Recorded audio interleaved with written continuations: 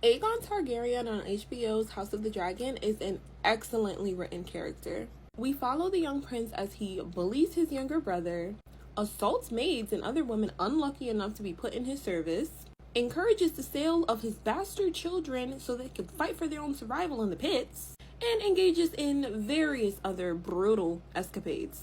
He does all this because he feels small, like he's living in the shadow of his older sister, and emotionally neglected by his parents.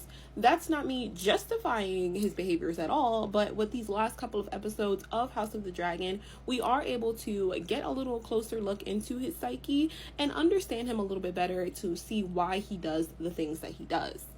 Hi guys, my name is Nathania Ray, also known as Scream Chats, and I love analyzing characters as well as writing alternate endings to stories I feel like could have ended with better payoff. This is part 1 of a series that I'm doing where I talk about characters that I think were written exceptionally well, and if that's something that you'll be interested in, go ahead and follow my page. I also do YouTube content, which if you're looking for more long form stuff.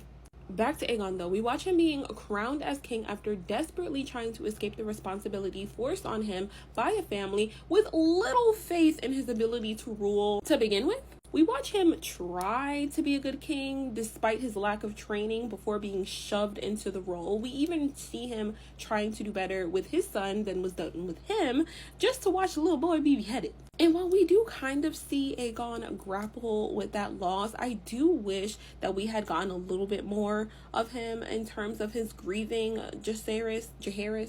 What was the little boy name? Y'all know. We saw a lot of that grief coming from Helena, but I would have loved if in that scene with Larys, where he was complaining about everything and how his brother had gotten more advantages than him, I wish he had spoken about blaming his brother for the loss of his son.